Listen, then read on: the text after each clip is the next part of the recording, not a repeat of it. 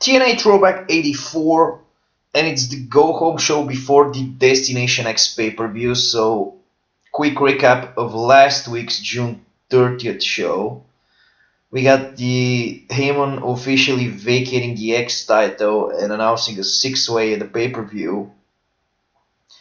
We set up the tag match between Lethal and Aries and Pope and Morgan for tonight. We got a bunch of BFG Series matches. Steiner and The Freak defeat New Jersey's Dream Team. Then we got a confrontation between Sting and Flair, where Flair didn't want Sting to accept the match with Abyss because this will lead to his demise. X-Title qualifier. Anderson and Angle set up their match for the pay-per-view. Morrison defeated AJ in the BFG Series. In the main event, we got Lethal and Aries beating Pope and Morgan. And then having tension between these two guys. So yeah, if you want the full review, you can check out the last episode. We are gonna now segue into the Impact that I'm gonna cover in this episode. Is the July 7th Impact. So the pay-per-view is in 3 days. It's on July 10th. So the show opened with Lethal coming out. He wants to congratulate Aries on their win last week, but actually he wants to talk about Destination X, because at Destination X is their world title match. But instead we got Angle coming out, so Angle is not gonna quit. He's gonna continue to persist here, as he told Lethal that he should feel lucky. Heyman screwed him out of his rematch. So we got classic heel tactics here. The heel is talking shit to the babyface, hoping, I guess, to get a rematch after the pay-per-view. So Aries came out. He told Angle he's the #1 contender for the world title, so Angle needs to get his ass to the back. This prompted Anderson to come out. He stood on the ramp and told Angle he has to beat him first to even get in the world title picture. So the opening segment is gonna include all four guys here, because the main matches for the pay-per-view are Angle, Anderson, and Lethal and Aries, if we exclude the Sting and Abyss career versus mask match. So we are including all these guys at the beginning of the show, which will lead to our main event later tonight. Round 2 of the BFG Series, Samoa Joe defeated Kazarian via Coquina Clutch, which earns him 10 points. And at some point I have to announce the standings. I think Jeff Hardy is still first with 17 points. Then we got Eric Young with 14, or there's a couple of guys with 14 points. I will start announcing the standings from the next episode, because there's only been 2 or 3 rounds, so I'm tracking everything on a spreadsheet. It's just that I can't remember who is first right now. I think it's Jeff Hardy.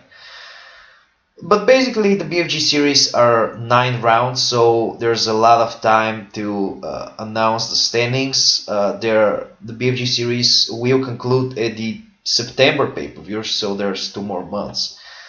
So then we got Steiner and The Freak coming out. They called up Beer Money regarding their perceived #1 contenders status post Destination X. I think it was last week where Steiner was cutting a promo on Beer Money and told them that they're actually the rightful #1 contenders. Then we got Steiner and The Freak beating New Jersey's Dream Team. This was all caused by Beer Money, who actually wanted to face Pope and Morgan, but got interrupted by Crimson and Joe, who cashed in their rematch. So this will lead to Beer Money challenging Steiner and The Freak to a #1 contenders match on Sunday to make things clear, which was accepted. So on Sunday we're gonna have 2 tag team matches. We got the World Tag Titles, Pope and Morgan against Crimson and Joe, and we got Beer Money versus Steiner and The Freak. Whoever wins this match is gonna be the #1 contender, probably for Hardcore Justice. Another round 2 match of the BFG series. RVD defeat Chris Daniels via 5-star frog splash, a pinfall victory, which is 7 points. Backstage, Angle stormed Heyman's office and demanded a match with either Lethal or Aries one-on-one tonight to prove a point. So Angle, I guess, was feeling bad about this confrontation earlier in the show. Heyman actually got pissed off and he booked something very crazy. He booked Angle against Lethal against Aries in a three-way with Anderson as the guest referee. Of course, the whole point of these three-way is to preview the two matches for the pay-per-view. Nothing serious here, but this is a typical TNA style of booking. I just think it's a way more interesting to book a three-way before a pay-per-view than do a tag match. X-Title qualifier, Robbie E defeated Matt Hardy when Cage distracted the ref and Robbie E, I guess, cheated to win via the boom drop. I really don't have anything for Matt Hardy right now. Jeff is the global champion, but Jeff is in the in the BFG series, so I really don't have any program for the global title as well. So Matt is just fewer on the show. Then the round 3 BFG series began. I have already explained you guys that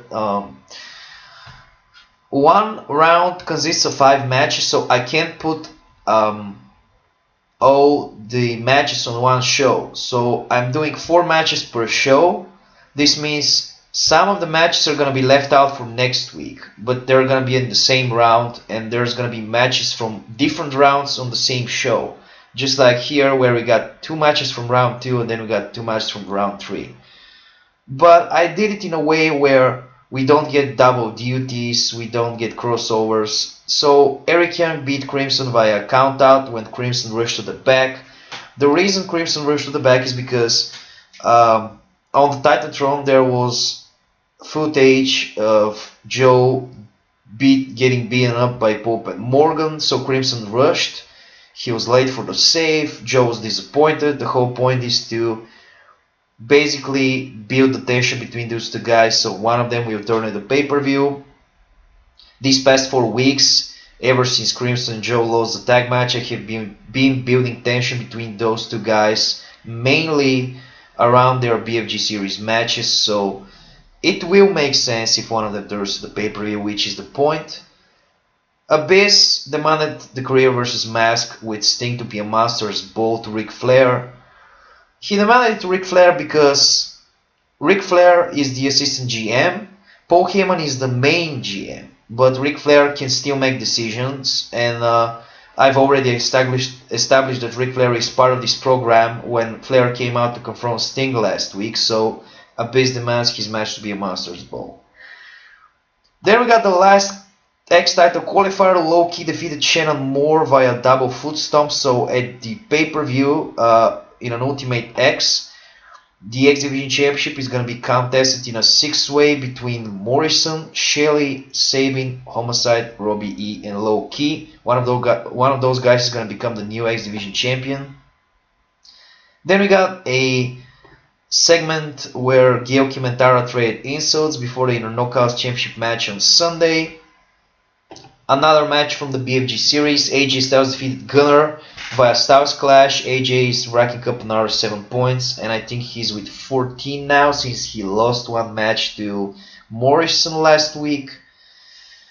Then we got a final build for the Sting vs Abyss match. We got Flair coming out. He called out Sting. He advised him not to go along with the match because there's no going back. If he loses, he's retired.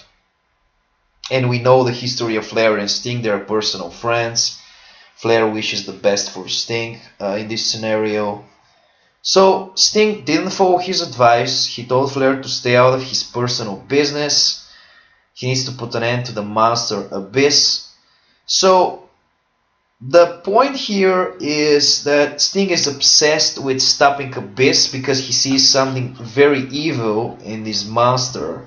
So he's willing to do anything to get the match with him and beat him up. So last month he preserved his career, but now it's all or nothing because it's a career versus Mask. It's a pretty big match, to be honest.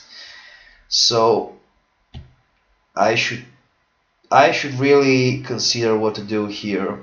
because if Abyss is unmasked, he probably will revert to the Joseph Park gimmick, and if Sting loses, he needs to retire. This doesn't mean he needs to retire from the show, but he needs to retire from the in-ring competition. So in the main event, we got a three-way dance. Angle versus Lethal versus Aries, with Anderson as a guest referee, then in a no contest. Of course, the match was off when Anderson attacked Angle. Aries took advantage and actually took out Lethal. So Anderson will attack Angle. They're gonna continue brawling on the outside. They're gonna build up their match, and Aries is gonna take advantage of the situation. He's gonna attack Lethal from the back, and he's gonna take him out probably with a brainbuster. So the go home show will end with Aries standing tall over Lethal before the pay-per-view. This will make the viewers think that probably Lethal is gonna retain. So I don't really know. This pay-per-view is really, if you think about it, all the three top matches can't be guessed, because we got Lethal versus Aries in a babyface versus babyface match. We got Angle versus Anderson in a grudge match, and we got Sting versus Abyss in a career versus mask. We also got two tag matches, a knockouts title match, and an Ultimate X 6-way for the Vacant X Division Championship. So, in my opinion, this is a pretty solid pay-per-view, and it's really unpredictable. And I'm also gonna say that I have acquired a pretty big talent from WWE. I've said multiple times that this is supposed to be a TNA game, and I'm not gonna sign John Cena or something unbelievable like Steve Austin or The Rock. This is not a fantasy, stupid shit TWR game. This is supposed to be like TNA was. This is supposed to be with their talent, booking their type of a show. And I'm really successful. I've been playing this game for a year and a half, and I'm totally dominating the market. But I'm just gonna say I picked up a pretty good main eventer from WWE, because if I'm gonna retire guys like Sting and guys like probably in the future Angle or something like this, so I need top guys, and the time is moving fast, so I need to acquire some of WWE's guys, and it's gonna be all reviewed soon. I have huge plans. Don't forget, Heyman is the GM, so this is one of the heights. But this is not the guy you're thinking about. So next show we got the pay-per-view Destination X, so stay tuned for this.